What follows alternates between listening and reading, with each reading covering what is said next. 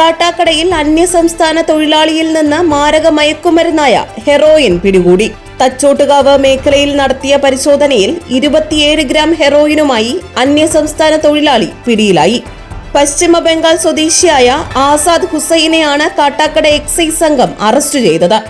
Thiruvananthapuram excise intelligence bureau യൂണിറ്റിന് ലഭിച്ച രഹസ്യ വിവരത്തിന്റെ അടിസ്ഥാനത്തിൽ കാട്ടാക്കട എക്സൈസ് ഇൻസ്പെക്ടർ കാർത്തിക്കിന്റെ നേതൃത്വത്തിലുള്ള സംഘമാണ് പരിശോധന നടത്തിയത്.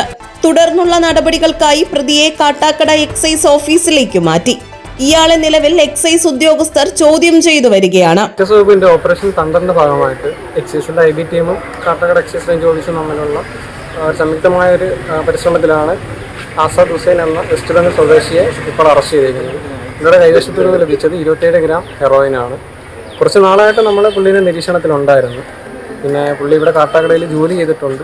പുള്ളി ഇപ്പോൾ വെസ്റ്റ് ബംഗാൾ സ്വദേശിയാണെങ്കിലും താമസിച്ചു വരുന്നത് കൊല്ലത്താണ്. കൊല്ലം കൊട്ടാരക്കര ഭാഗങ്ങളിലാണ് താമസിക്കുന്നത്. പുള്ളി ഇതിന് മുന്നേ ഇവിടെ കാട്ടാക്കട ഭാഗങ്ങളിൽ ജോലിക്ക് വന്നിട്ടുണ്ട്. ആ ഒരു ബന്ധം വെച്ചിട്ട് ഈ കൈവശം ഉണ്ടായിരുന്ന 27 ഗ്രാം ഹെറോയിൻ ഇവിടെയുള്ള ആർക്കോ നൽകാൻ വേണ്ടി കൊണ്ടുവന്നതാണ്. അപ്പം അതിനെപ്പറ്റിയുള്ള ആർക്കാണ് കൊണ്ടുവന്നത്, എന്താണ് കാര്യങ്ങളെന്നൊക്കെ തുടർന്നുള്ള അന്വേഷണത്തിൽ മാത്രമേ നമുക്ക് അറിയാൻ സാധിക്കുള്ളൂ. പിന്നെ ബാക്കി കൂടുതൽ ഡീറ്റെയിൽസ് നമുക്ക് അന്വേഷണ ഭാഗമായിട്ട്.